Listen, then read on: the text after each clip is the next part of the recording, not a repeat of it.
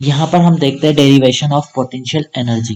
Mean potential energy का derivation क्या है, तो उसके लिए हम पहले एक डायग्राम ड्रॉ करते हैं। यहाँ पर आपको ये डायग्राम दिख रहा है, इसमें एक बॉक्स दिया हुआ है। पहले ये क्या था, ग्राउंड वाली हाइट, ग्राउंड पर रखा हुआ था। फिर इसको क्या किया हमने, एच हाइट तक इसको ऊपर की तरफ लेकर गए, है ना। इसको एच हाइट तक हमने उठा दिया। तो फिर इसकी जो फाइनल पोजीशन होगी ये इस वाली पोजीशन पर हो गया, और ये एच हाइट की डिस्टेंस इसने कवर कर ली, ठीक है। तो अब इस ऑब्जेक्ट का हम देखते हैं, मास ऑफ ऑब्जेक्ट क्या है, स्मॉल एम। जो ये ऑब्जेक्ट है इसका मास क्या है, स्मॉल एम है। इसकी हाइट होगी हमारे पास स्मॉल एच, ओके। अब a force equal to the weight of the object is required to raise object at h height। अब यहाँ पर पूछा मैंने कि इसको आपने क्या है, ग्राउंड से लेकर एच हाइट तक लेकर गए, तो आपने कितना फोर्स यहाँ पर लगाया, कितना फोर्स अप्लाई किया। तो आप बोलेंगे कि फोर्स जो हमने अप्लाई किया ना, वो फोर्स है equal to the weight of object, जो कि ऑब्जेक्ट के वेट के इक्वल में है। तो वेट वेट हम कैसे फाइंड आउट करते हैं, मास मल्टीप्लाई बाय ग्रेविटेशनल एक्सेलरेशन, ठीक है। जो मास होता है उसको स्मॉल जी से जब हम मल्टीप्लाई कर देते हैं 9.8 मीटर पर सेकेंड स्क्वायर से, जब हम उसको मल्टीप्लाई कर देते हैं किसी भी ऑब्जेक्ट के मास को, तो हमारे पास उसका वेट आ जाता है। तो फोर्स किसके इक्वल में है, वेट के इक्वल में। तो मैं कहूंगा यहाँ से ये जो ऑब्जेक्ट है इसको हम एच हाइट तक लेकर जा रहे हैं, ठीक है। तो जब इसको एच हाइट तक लेकर गए तो कितना फोर्स आपने अप्लाई किया, तो आप कहोगे इसके वेट के इक्वल में। तो फोर्स किसके इक्वल में आ जाएगा, एम जी के इक्वल में। किसके इक्वल में आ जाएगा फोर्स जो आप अप्लाई कर रहे हैं, एम जी के इक्वल में। Of the object is required to raise object to H height, okay. Now object gains energy equal to work done on it. अब आप कहेंगे कि ऑब्जेक्ट को जो यहाँ से आप यहाँ लेकर गए तो इसने कितनी एनर्जी गेन करी, ठीक है। आप कहेंगे कि जब ग्राउंड पे था, ग्राउंड से लेकर के आप इसको एच हाइट पर लेकर के गए तो इसने एनर्जी कितनी गेन करी, तो आप कहोगे उतनी ही एनर्जी गेन करी जितना इस पर वर्क किया। तो ऑब्जेक्ट गेन करता है energy equal to work done on it, जितना इस पर वर्क हुआ है। तो अब आप कहेंगे वर्क वर्क का कैसे पता लगाते हैं, हमारे पास सिंपल सी डेफिनेशन थी कि force multiply by displacement equal to work. तो यहाँ पर फोर्स जो है उसको डिस्प्लेसमेंट से हम मल्टीप्लाई कर देते हैं। फोर्स, अब फोर्स कितना लगाया था हमने, हमने कहा उसके वेट के इक्वल में फोर्स लगाया था। तो आप कह देंगे फोर्स कितना लगाया, एम जी। और डिस्प्लेसमेंट कितनी हो रही है, एच हाइट पर जा रहा है, तो डिस्प्लेसमेंट है इसकी एच। तो ये क्या हो जाएगा, एम जी एच किसके इक्वल में हो जाएगा, potential energy M G H के इक्वल में हो जाएगी, ठीक है। मतलब weight multiply by height. This work done on object is the energy gained by the object. और ये जो वर्क डन हो रहा है यही क्या है, ऑब्जेक्ट जो एनर्जी यहाँ से जब इसको ग्राउंड से लेकर के हम एच हाइट तक जा रहे हैं, तो जो एनर्जी गेन कर रहा है ऑब्जेक्ट वो इसके वर्क में इक्वल में ही है। और पोटेंशियल एनर्जी को हम क्या है, ईपी या पीई कैसे भी मिल सकता है आपको ये। कई जगह आपको पी डॉट ई डॉट लिखा हुआ है तो भी पोटेंशियल एनर्जी होता है, और अगर ई पी करके लिखा हुआ है तो भी पोटेंशियल एनर्जी होता है। तो ये पोटेंशियल एनर्जी है ऑब्जेक्ट की, जो वर्क डन हो रहा है ना, जो एनर्जी गेन कर रहा है, तो वो जो एनर्जी गेन कर रहा है वही क्या है, उसकी पोटेंशियल एनर्जी है। तो पोटेंशियल एनर्जी किसके बराबर हुई, EP equal to work done. और वर्क डन कितना हो रहा है हमारे पास, mgh। तो ये क्या है, हमारे पास डेरिवेशन है पोटेंशियल एनर्जी का, ठीक है। अभी यहाँ किसी को कुछ प्रॉब्लम हो तो पूछिए। सर एक बार फिर से बता दीजिए। ठीक है, ये देखो यहाँ पर, ये आपका एक ऑब्जेक्ट रखा हुआ है, ठीक है। अब ये ऑब्जेक्ट क्या है, स्मॉल एम, इसका मास क्या है, स्मॉल एम मास का ये ऑब्जेक्ट है। अब मैं कह दूंगा कि इसको आप क्या है, इस पर कुछ फोर्स अप्लाई कीजिए, और फोर्स अप्लाई करते हुए इसको आप क्या है, एक फोर्स अप्लाई किया और इसको आपने एच हाइट तक इसको रेज कर दिया। अब ये एच हाइट तक रेज हो गया, ठीक है ना। अब आप कहेंगे फोर्स तो आपने अप्लाई किया, अब मैं पूछूंगा कितना फोर्स अप्लाई किया आपने एच हाइट तक इसको रेज करने के लिए। तो आप कहेंगे कि जितना इस ऑब्जेक्ट का वेट था ना उसके बराबर ही मैंने फोर्स अप्लाई किया है इसको यहाँ पर ले जाने के लिए। तो आप कहेंगे वेट कैसे फाइंड आउट करते हैं, अब इसका वेट कैसे फाइंड आउट करेंगे। मैं कहूंगा मास इसका स्मॉल एम है, तो मास आपको पता है तो आप वेट निकाल सकते हो। अगर हम मास को मल्टीप्लाइड करते हैं, अगर हम मास को मल्टीप्लाई करते हैं किससे, ग्रेविटेशनल एक्सलरेशन से, स्मॉल जी की वैल्यू से, तो हमारे पास वेट आ जाता है। तो आप कहेंगे कि मैं पूछूंगा कितना फोर्स लगाया, तो आप कहेंगे इसका वेट था जिसके बराबर फोर्स लगाया। तो आप वेट कैसे निकालोगे, मास तो इसका दिया हुआ ही है मैंने, ठीक है, स्मॉल एम, आप इसको स्मॉल जी से मल्टीप्लाई कर दोगे, तो वेट किसके इक्वल में हो जाएगा, एम जी के इक्वल में, और फोर्स जो आप अप्लाई कर रहे हो वो भी एम जी के इक्वल में ही है। ठीक है, अब आपको फोर्स लगा लिया। अब मैं कहूंगा कि जब इस ऑब्जेक्ट को आपने यहां से यहां तक उठाया ऊपर तक, तो इसने एनर्जी कितनी गेन करी। अगला क्वेश्चन मेरा क्या होगा कि एनर्जी कितनी गेन करी, तो आप कहोगे कि एनर्जी जो ये गेन कर रहा है इस पे वर्क कितना डन हो रहा है ना, इसको जब एफ, वो जो फोर्स लगाया है मैंने एम जी, उस फोर्स को, ठीक है, उस फोर्स के थ्रू इसकी एनर्जी कितनी गेन हुई, तो आप कहोगे जितना वर्क इस पे परफॉर्म हो रहा है ना, जितना वर्क डन हो रहा है यहाँ पर, उतनी ही इसने एनर्जी गेन करी। अब आप कहेंगे वर्क डन क्या होता है, तो आपको पता है वर्क डन का फॉर्मूला क्या है, force multiply by displacement. Work done बराबर फोर्स मल्टीप्लाई बाई डिस्प्लेसमेंट। तो फोर्स तो आपने पहले ही लगा लिया ना, इसके वेट के बराबर फोर्स है, तो आपने लिख दिया mg, और डिस्प्लेसमेंट यहाँ आपको ऑलरेडी गिवन है, दैट इज स्मॉल h, तो ये क्या हो जाएगा, mgh। ठीक है, तो वर्क डन किसके इक्वल में है, एनर्जी गेन की है जितनी ऑब्जेक्ट में, और जो एनर्जी गेन की है उसे ही हम क्या बोल देते हैं, पोटेंशियल एनर्जी। जो भी फाइनल पोजीशन पर जो एनर्जी रहेगी किसी भी ऑब्जेक्ट के पास, उसको हम क्या बोल देंगे, पोटेंशियल एनर्जी। तो वो पोटेंशियल एनर्जी है जिसको हम ईपी से डिनोट कर रहे हैं। तो ईपी किसके बराबर में है, वर्क डन ऑन ऑब्जेक्ट, और वर्क डन ऑन ऑब्जेक्ट कितना निकाला हमने, mgh। ठीक है, स्मॉल mgh। तो आपके पास ये आ जाता है डेरिवेशन ऑफ पोटेंशियल एनर्जी। ठीक है, अभी समझ में आया, किसी को कहीं डाउट है,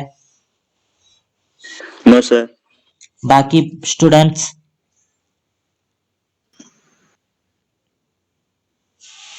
चलो फिर हम आगे चलते हैं। ठीक है, अब नेक्स्ट है हमारे पास कि यहां पर देखो आप, दो कंडीशन आपको दी हुई है, नंबर वन और नंबर टू। इसमें एक कॉमन सा डिफरेंस आपको क्या दिखाई दे रहा है, कोई भी बता दो, एक कॉमन सा डिफरेंस जो आपको दिखाई दे रहा है दोनों कंडीशंस में, बताओ भाई बच्चों।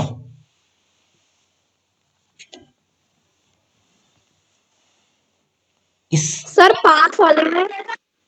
हाँ वन बाय वन बोलो बच्चों। पाथ वन में और पाथ टू में डिफरेंस है, दिख रहा है ना आपको, H, yes sir. H H तो सेम ही है। एक सेकंड, ये कौन ज्वाइन होना चाह रहा है बीच में, ज्वाइन कर लेने दो कोई, मैं इसीलिए तो बोलता हूँ। ये कृतिका सुयल, कृतिका सुयल की आईडी से कौन है, कौन ऐड हुआ है कृतिका सुयल की आईडी से, सर कृतिका सुयल 9th ए। नाइन्थ है, ओके, नाइन्थ में है ना, ठीक है, चलो। ठीक है, अब यहाँ पर हम देख पा रहे हैं कि आप देख रहे हो कि इनके पाथ में डिफरेंस है, हाइट तो दोनों की सेम ही है, हाइट तो दोनों की सेम ही है, इसकी भी एच हाइट है और उसकी भी एच ही हाइट है। बार बार परेशान करेंगे ये, एक तो टाइमली ऐड नहीं होता है ये।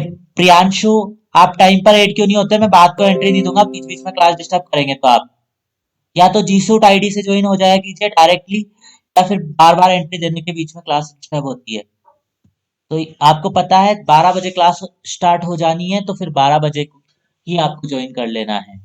तो हम यहाँ पर बात कर रहे थे कि आप कहेंगे पाथ वन और पाथ टू डिफरेंट डिफरेंट है, हाइट तो बट दोनों की एच ही है, इस कंडीशन में भी एच है, फर्स्ट कंडीशन में भी और सेकंड कंडीशन में भी एच है, बट यहाँ आप देखोगे कि पाथ दोनों के डिफरेंट डिफरेंट है। ए टू बी तक जाने वाला जो, सॉरी, पाथ है वो ए में अलग है, सॉरी नंबर वन में अलग है, और नंबर टू वाला जो डायग्राम है उसमें अलग है। अब हम यहाँ पर देखेंगे कि इस पाथ किस तरह से डिपेंड करता है हमारी पोटेंशियल एनर्जी को, क्या पाथ डिपेंड, पाथ पर डिपेंड करती है पोटेंशियल एनर्जी। पाथ छोटा है बड़ा है उस पर डिपेंड करती है या हाइट पर डिपेंड करती है, तो उस पर हमें पता चलेगा यहाँ पर हम जब डिस्कशन करेंगे। ठीक है, तो हम स्टार्ट करते हैं। The work done against gravity depends on the difference in vertical Heights of the initial and final position of the object and not on the path along which the object is moved. ठीक है, तो basically यहाँ क्या लिखा हुआ है कि work done against gravity, मतलब ग्रेविटी के अगेंस्ट हम क्या कर रहे हैं, एच हाइट तक रेस कर रहे हैं इस ऑब्जेक्ट को। ये जो पी ऑब्जेक्ट है इसको एच हाइट तक हम रेस कर रहे हैं अगेंस्ट ग्रेविटी दोनों ही कंडीशन में। तो इसमें क्या कहा कि जो work done against gravity depend कर रहा है, जो वर्क हम परफॉर्म कर रहे हैं इस कंडीशन में वो किस पर डिपेंड कर रहा है, डिफरेंस इन वर्टिकल हाइट्स। ये किस पर डिपेंड करता है कि वर्टिकल हाइट्स में कितना डिफरेंस है। यहाँ पर दोनों की सेम है एच और एच। अगर मैं कह देता ये यहाँ पर जो वर्टिकल लिखा हुआ है वहां पर हमारा पी ऑब्जेक्ट आ जाता तो वर्टिकल हाइट डिफरेंस हो जाती। ठीक है, फर्स्ट वाली कंडीशन में हाइट अलग होती और सेकंड वाली कंडीशन में हाइट डिफरेंट होती। बट हम देख पा रहे हैं कि यहाँ पर दोनों की सेम हाइट है। तो बेसिकली जो वर्क हम परफॉर्म कर रहे हैं अगेंस्ट ग्रेविटी वो किस पर डिपेंड कर रहा है, डिफरेंसेस इन वर्टिकल हाइट्स, मतलब वर्टिकल हाइट में क्या क्या डिफरेंस है। ठीक है, इनिशियल और फाइनल पोजीशन के बीच में। ठीक है, ये इनिशियल पोजीशन ए वाला पॉइंट और ये फाइनल पोजीशन बी वाला पॉइंट। तो दोनों ही कंडीशन में देखो आप ए टू बी, यहाँ पर भी ए टू बी, तो हाइट तो दोनों की सेम ही है। ठीक है, तो इनिशियल पोजीशन और फाइनल पोजीशन के बीच में वर्टिकल हाइट्स में कितना डिफरेंस है इसी पर वर्क डिपेंड करेगा। ठीक है, and not on the path along which the object is moved, इस पर डिपेंड नहीं करेगा कि किस पाथ के थ्रू उस ऑब्जेक्ट ने अपनी डिस्टेंस को ट्रेवल किया है। नंबर वन जो कंडीशन है उसमें स्ट्रेट जा रहा है, जबकि नंबर टू कंडीशन में वो क्या है, थोड़ा पाथ चेंज कर रहा है। बट जो वर्क हम डन करेंगे अगेंस्ट ग्रेविटी वो पाथ पर कभी डिपेंड नहीं करेगा, वो डायरेक्टली वर्टिकल हाइट पर ही डिपेंड करेगा। ठीक है, this figure shows a case where a block is raised from position A to B by taking two different paths. ठीक है, यहाँ आप देख पा रहे हो कि दोनों ये जो कंडीशन है आपके पास दोनों केसेस है, उसमें एक ब्लॉक है पी, उसको हम क्या कर रहे हैं, रेस कर रहे हैं ए से बी तक, है ना, और दोनों में पाथ डिफरेंट डिफरेंट ले रहे हैं। और हाइट कितनी ले ली हमने, ए टू बी की हाइट हम दोनों कंडीशन में ले रहे हैं H. In both the situation the work done on the object is M G H, दोनों कंडीशन में वर्क डन क्या होगा, एम जी एच। कैसे होगा वर्क डन, हमने लास्ट वाले जो डेरिवेशन निकाला ना उसमें क्या कहा, ये ऑब्जेक्ट है, ऑब्जेक्ट का मास हमने m काउंट कर लिया दोनों ही जगह। ठीक है, फिर हमने कहा सेम मास का ऑब्जेक्ट है, क्या कहा, सेम मास का ऑब्जेक्ट है। ठीक है, तो आप कहोगे फोर्स अप्लाई कर रहे हैं हम इस पे, तो फोर्स कैसे निकालोगे, इसके वेट के बराबर, वो कितना हो जाएगा आपके पास mg। और आप कहेंगे कि वर्क कितना परफॉर्म कर रहे हैं, तो आप कहेंगे फोर्स मल्टीप्लाई बाय डिस्प्लेसमेंट। तो फोर्स आपको पता है mg हो गया, जबकि डिस्प्लेसमेंट स्मॉल h हो गई। तो यहाँ पर दोनों सिचुएशन में जो हम वर्क डन कर रहे हैं उस ऑब्जेक्ट पर वो है that is equal to M G H, वो एम जी एच के इक्वल में है। नाउ नेक्स्ट, यहाँ पर नोट दिया हुआ है उसको देखते हैं। Gravitational potential energy depends on the both the height and the acceleration due to gravity, neither of which is property which is a property of an object. ठीक है, तो ग्रेविटेशनल पोटेंशियल एनर्जी मतलब ये जो पोटेंशियल एनर्जी डिपेंड करती है किस पर डिपेंड करती है, ऑब्जेक्ट किस हाइट तक गया है और साथ में उसका एक्सलरेशन ड्यू टू ग्रेविटी कितना है, मीन स्मॉल जी की वैल्यू कितनी है, ना कि ऑब्जेक्ट की प्रॉपर्टी पर डिपेंड करेगी कि वो ऑब्जेक्ट की प्रॉपर्टी क्या है, मतलब वो सॉलिड है, लिक्विड है, गैस है, उससे हमें कोई लेना देना नहीं है। एक तो उस ऑब्जेक्ट ने हाइट कितनी रेस करी है और एक्सप्लोरेशन ड्यू टू ग्रेविटी कितना है, उस पर यहाँ पर पोटेंशियल एनर्जी डिपेंड करती है। ठीक है, तो दोनों केसेस में आप क्या देख पा रहे हैं कि ए टू बी जा रहा है ऑब्जेक्ट। ठीक है, और दोनों ही कंडीशन में क्या है, जो डिपेंड कर रहा है वो हाइट पर डिपेंड कर रहा है, बिकॉज हाइट इक्वल है, दोनों की ही स्मॉल एच हाइट है, तो जो वर्क डन होगा दोनों का ही एम जी एच होगा। ये पाथ पर डिपेंड नहीं करेगा कि किस पाथ से जा रहा है। ठीक है, तो बेसिकली यहाँ पर यही डिफरेंस बताया हुआ है। अब यहाँ आप में से किसी को कुछ प्रॉब्लम है,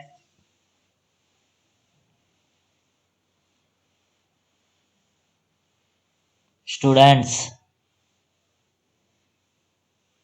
वॉइस आ रही है मेरी? Yes, sir. Yes, sir. Yes, sir.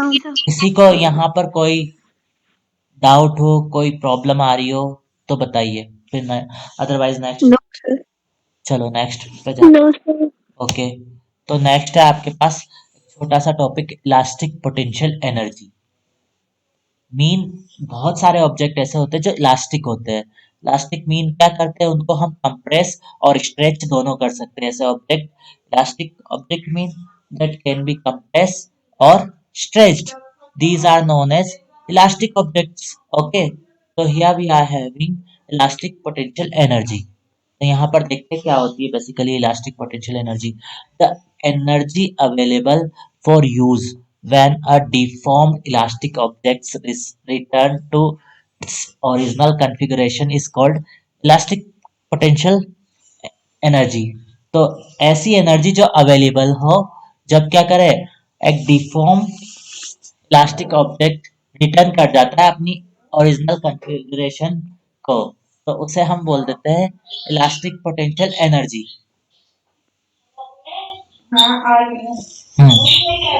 एक सेकेंड।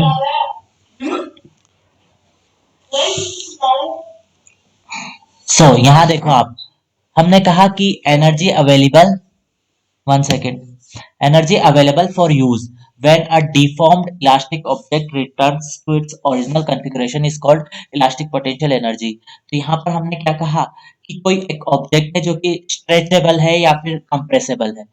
ठीक है, यहाँ पर आप एक स्प्रिंग देख पा रहे हो कि एक स्प्रिंग है, ये स्टैटिक है, मतलब ये इसकी नॉर्मल कंडीशन में, यहाँ पर इसको हमने कंप्रेस कर दिया और यहाँ पर इसको स्ट्रेच कर दिया।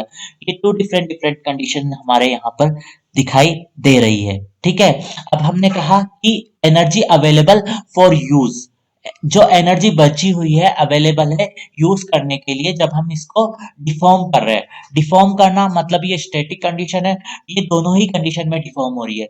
मीन जब हम इसको कंप्रेस कर रहे हैं और जब हम इसको स्ट्रेच कर रहे हैं, तो ये दोनों ही कंडीशन में क्या हो रही है, यहाँ पर डिफॉर्म हो रही है। तो इस डिफॉर्म कंडीशन में, इस डिफॉर्म कंडीशन में, ठीक है, इस डिफॉर्म कंडीशन से जब ये अपनी ओरिजिनल कंडीशन में, स्टैटिक कंडीशन में आती है, जैसे ये स्ट्रेच्ड से होकर आएगी या कंप्रेस से होकर आएगी, तो ये जब अपनी इसके ओरिजिनल कॉन्फ़िगरेशन में आएगी, ठीक है, तो जो एनर्जी अवेलेबल रहेगी हमारे पास, ठीक है, उसे ही हम क्या बोल देंगे, इलास्टिक पोटेंशियल एनर्जी बोल देंगे। ठीक है, ये मेनली आपके बुक में तो है नहीं, बट फिर भी इसको आप याद थोड़ा पढ़ लो, कभी आपके कभी अगर क्वेश्चन आ जाए तो आपको आंसर दे देना है। ठीक है, तो वो एनर्जी अवेलेबल रहेगी। ठीक है, तो जब वापस ये ओरिजिनल कॉन्फ़िगरेशन में आएगी ना, जब इसको डिफॉर्म किया हमने, या तो स्ट्रेच किया या कंप्रेस किया, उसके बाद जब ये अपने ओरिजिनल कॉन्फ़िगरेशन में आएगी, तो जो एनर्जी अवेलेबल रहेगी इसके अंदर, उसके बाद जो एनर्जी अवेलेबल रहेगी वहां पर, उसको ही हम क्या बोल देंगे, इलास्टिक पोटेंशियल एनर्जी बोलेंगे। ठीक है, अभी आज समझ में आया या नहीं आया?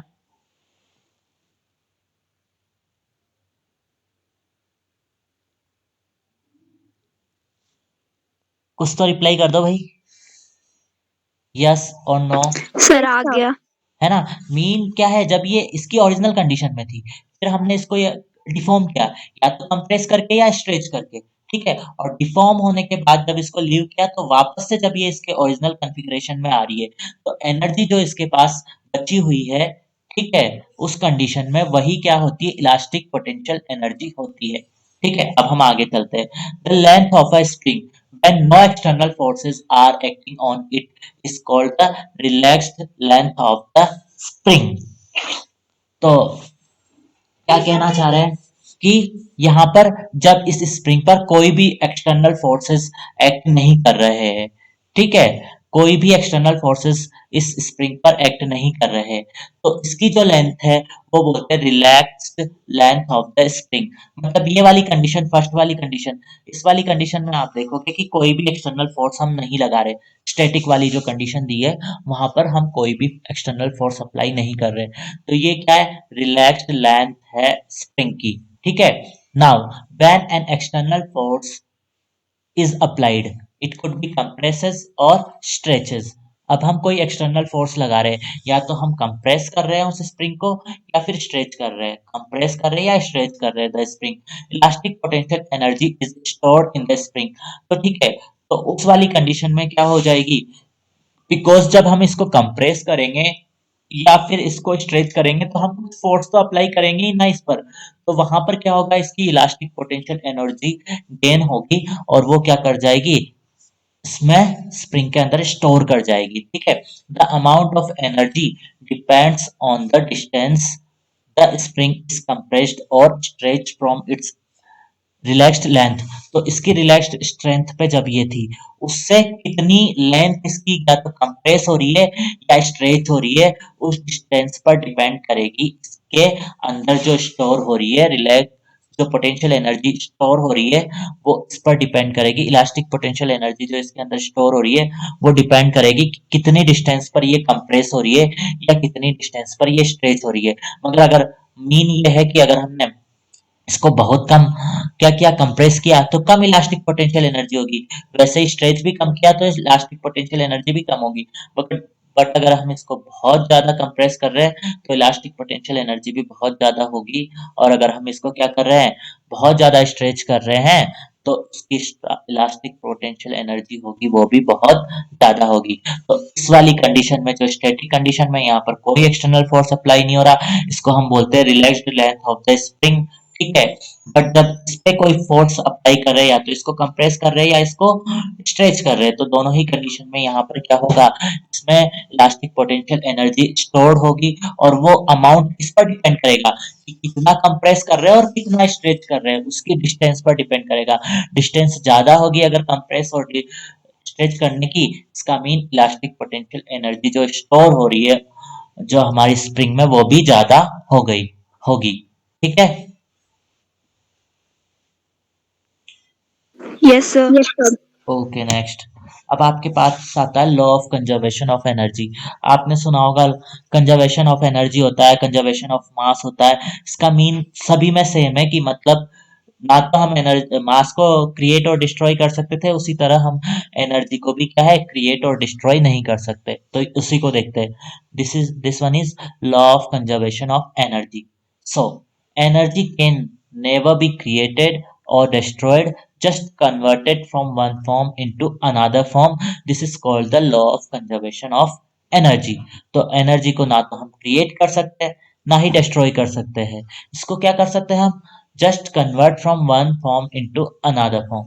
ठीक है, हम क्या मतलब कोई भी नहीं कर सकता एनर्जी को, ना तो क्रिएट कर सकते हैं कोई, ना कोई डिस्ट्रॉय कर सकता है। बस क्या होती है, ये one form to another form में चेंज होती रहती है। यही क्या है, law of conservation of energy. जैसे मास का था, mass can neither be created never be destroyed. ठीक है, नेवर बी क्रिएटेड और नॉट डिस्ट्रॉयड। तो वही वाली कंडीशन यहाँ पर है कि दोनों ही कंडीशन में क्या हो रहा है, ना तो एनर्जी को हम क्रिएट कर सकते हैं, ना डिस्ट्रॉय कर सकते हैं, और ना मास को क्रिएट कर सकते हैं ना डिस्ट्रॉय कर सकते हैं। बस क्या कर सकते हैं, हम इनकी फॉर्म को चेंज कर सकते हैं। ठीक है, तो इसे ही हम बोलते हैं law of conservation of energy.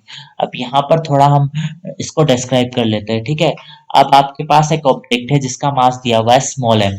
एक ऑब्जेक्ट है, उसका मास क्या दिया हुआ है, स्मॉल एम। अब ये object falling from height small H. अब ये क्या है, आप एक एच हाइट से इसको नीचे की तरफ गिरा रहे हैं। ठीक है, फ्री फॉल हो रहा है, इसका एम मास है उस ऑब्जेक्ट का, और आपने क्या किया, एच हाइट से उसको नीचे गिरा दिया। ठीक है, तो जब वो स्टार्ट वाले पॉइंट पे था, जब आपने नहीं गिराया, या जब सबसे ऊपर वाली कंडीशन में था, तो उसकी पोटेंशियल एनर्जी कितनी होगी, mgh। पोटेंशियल एनर्जी का फॉर्मूला आपको पता है ना, mgh होता है, हमने काफी बार डिस्कस किया है। ठीक है, Yes, sir.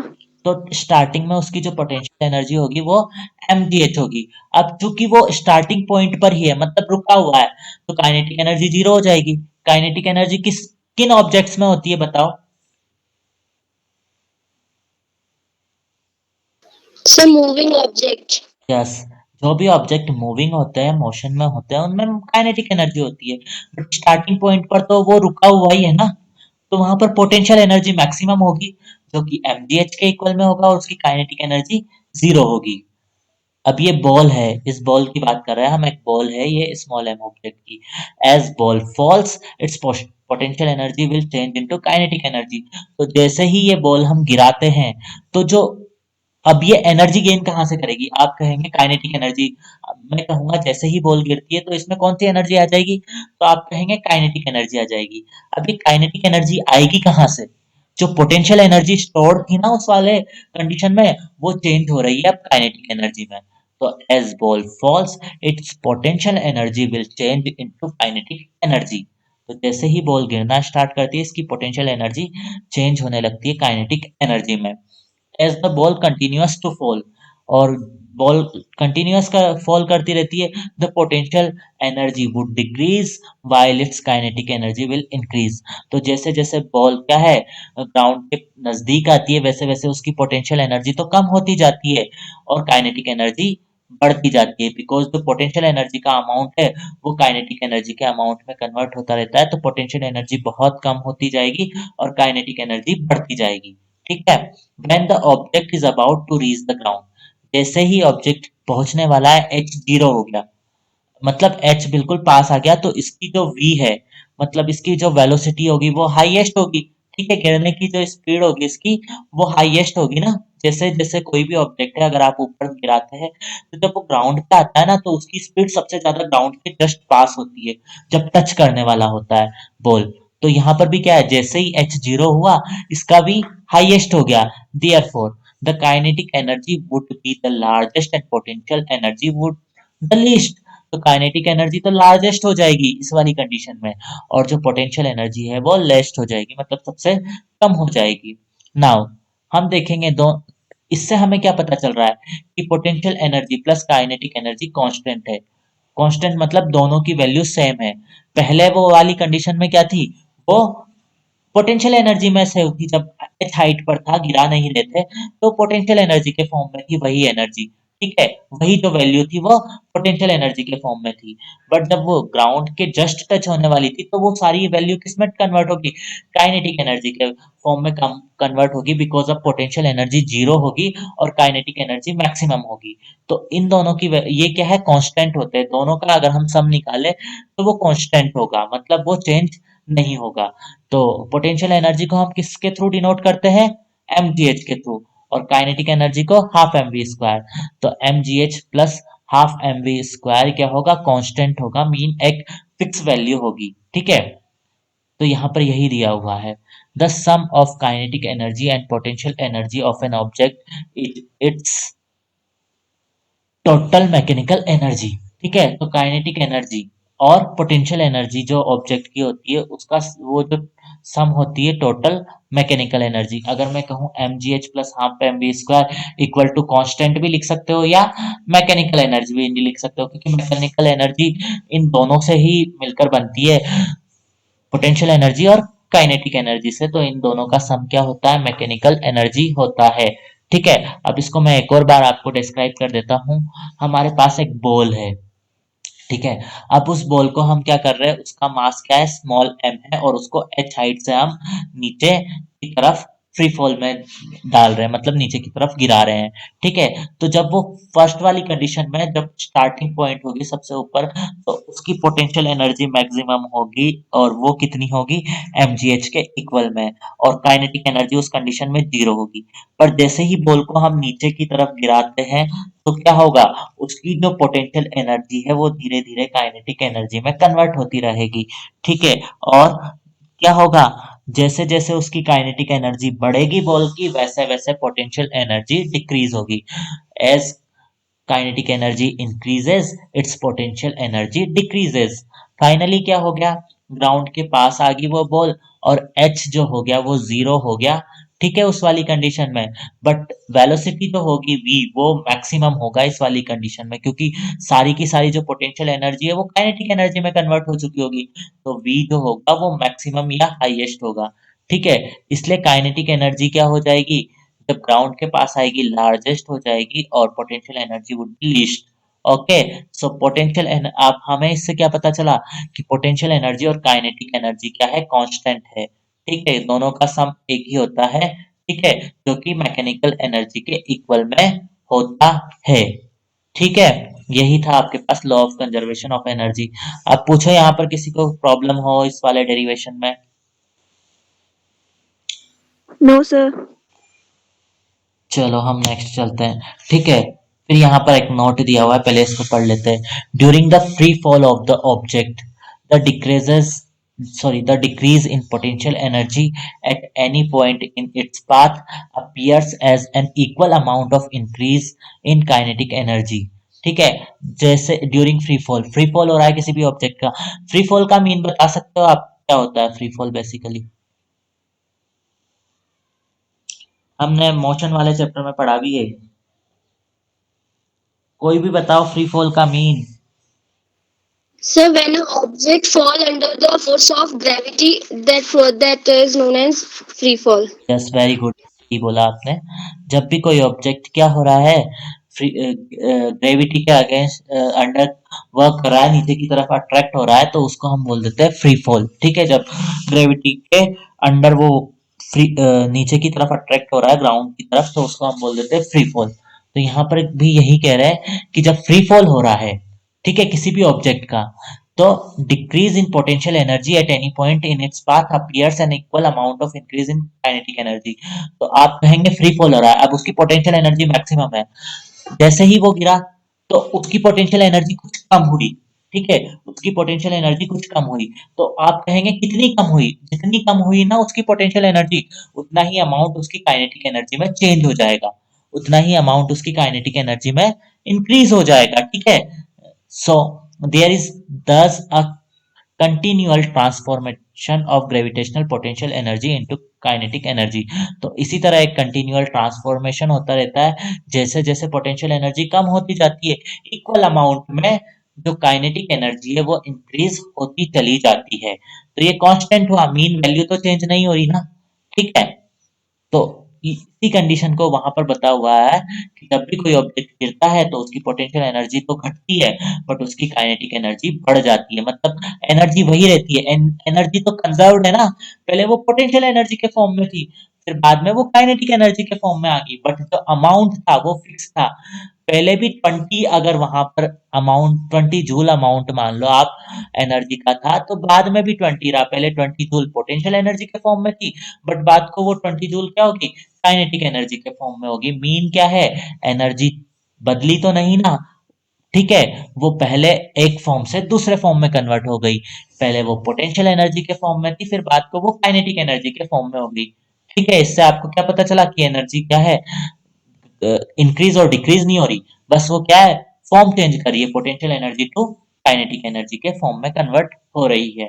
अब यहाँ पर आपके नेक्स्ट आपके टॉपिक आता है, आपकी जो बुक है उसमें है रेट ऑफ डूइंग वर्क, मतलब वर्क करने की रेट, किस रेट से हम उस वर्क को परफॉर्म कर रहे हैं। ठीक है, उसको हम पावर बोल देते हैं। ठीक है, कितनी पावर है, आप बोलते हैं ना कि बता तेरे में कितनी पावर है, तो वो पावर क्या है, रेट ऑफ डूइंग वर्क को ही हम पावर बोलते हैं। ठीक है, so power is the rate at which work is done. तो पावर क्या है, एक रेट है कि किस रेट पर उस वर्क को हम कर रहे हैं। ठीक है, power can also be defined as the rate which energy is transform, या पावर को हम ये भी डिफाइन कर सकते हैं कि किस रेट पर एनर्जी ट्रांसफॉर्म हो रही है one form into another form. और पावर को अगर हम कहे इसका फॉर्मूला, तो वो होता है वर्क अपॉन टाइम, मतलब कितने टाइम में आप कितना वर्क परफॉर्म कर रहे हो। ठीक है, तो उसको हम पावर बोल देते हैं। फॉर्मूला हो जाएगा P equal to W upon T, work upon time. ठीक है, आपको पावर कब भी निकालनी हो तो वर्क अपॉन टाइम करके निकाल सकते हो। ठीक है, जैसे कहा मैंने 20 पावर निक आप पावर फाइंड कीजिए जब क्या हो, 20 जूल का वर्क हो रहा हो। ठीक है, और 2 सेकंड में, तो आप क्या है, वर्क अपॉन टाइम करके क्या करेंगे, वहां पर पावर को फाइंड आउट कर लेंगे। अब इसकी एसआई यूनिट की अगर हम बात करें पावर की, तो वो वोट होती है, और ये किसके ऑनर में रखा है वोट, आप बता सकते हो इसको? एक नॉर्मल सा क्वेश्चन पूछ रहा हूँ, आप सोचो वोट किसके नाम के पीछे वोट आता है, जिसके ऑनर में हमने जो पावर है उसकी यूनिट वोट रखी हुई है, बताओ कोई भी। नहीं पता? Sir, James Watt. Yes, James Watt. James Watt, जिन्होंने क्या है फर्स्ट टाइम पर वो बनाया था ना, ट्रेन इंजन उन्होंने जनरेट किया था, मतलब कि वहां पर इलेक्ट वो प्रोड्यूस की थी उन्होंने एनर्जी, कोयले के वो जो आपका कोल है उसके थ्रू उसको बर्न करते हुए, वाटर को हीट करते हुए, ठीक है। तो उन्हीं के ऑनर में जो है, जो पावर की यूनिट है वो वॉट रखी गई है। तो 1 watt is equal to 1 joule per second. तो 1 वॉट किसके इक्वल में हो जाएगा? 1 जूल पर सेकेंड। मीन एक सेकेंड में अगर 1 जूल वर्क हम कर रहे हैं तो वो 1 वॉट के इक्वल में होगा। Definition of 1 what: if 1 joule work is done पर सेकेंड, ठीक है, 1 जूल वर्क परफॉर्म हो रहा है एक सेकेंड में, किसी भी डिवाइस या मशीन के थ्रू, जो पावर होगी वो क्या होगी उस मशीन की? वो होगी 1 वॉट। ठीक है, अब हम नेक्स्ट देख लेते हैं। Commercial unit of life, sorry energy, commercial unit of energy. आपके घर में, सबके घरों में क्या है, कमर्शियल यूनिट ही यूज करते हैं हम एनर्जी का कंजप्शन की। आप सभी के घर में इलेक्ट्रिसिटी का कंजप्शन हो ही रहा है। इलेक्ट्रिसिटी क्या है? एनर्जी है एक तरह से, ठीक है। तो उसकी कमर्शियल यूनिट क्या है वो हम देख पाते हैं, ठीक है। The unit joule is extremely small. जो जूल जूल जो यूनिट है हमारे पास, वो बहुत ही स्मॉल यूनिट है। It is inconvenient to express large quantities of energy in terms of joule, ठीक है। तो लार्ज क्वांटिटीज को एक्सप्रेस करना, ठीक है, जूल के टर्म्स में बहुत ही प्रॉब्लमेटिक है, इसलिए we use a bigger unit of energy.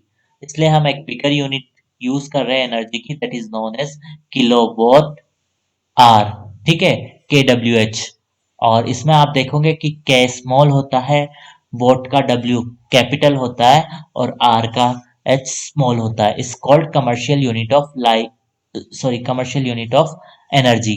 Mean क्या है कि किलो वॉट आर, ये इसकी जो है कमर्शियल यूनिट हो जाएगी। अब हम यहाँ पर डेफिनेशन देखेंगे कि डेफिनेशन बेसिकली होती क्या है।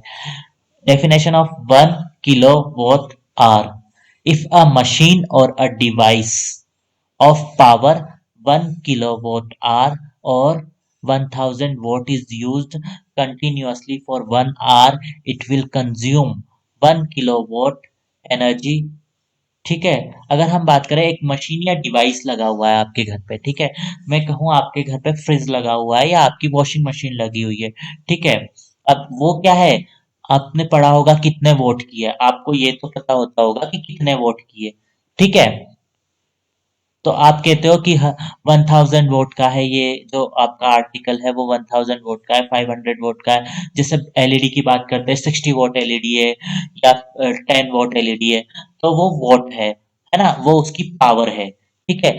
अब उसके अकॉर्डिंग यहाँ पर एच नहीं आएगा, ये जो यहाँ पर एच लिखा हुआ है वो गलती से लिख दिया, यहाँ क्या है 1 kW ही आएगा या फिर 1000 वोट ही आएगा। यहाँ पर जो ये एच है ये आप इसको ठीक कर लेना, जब मैं पीडीएफ भेजूंगा तो मैं एडिट कर दूंगा, ठीक है।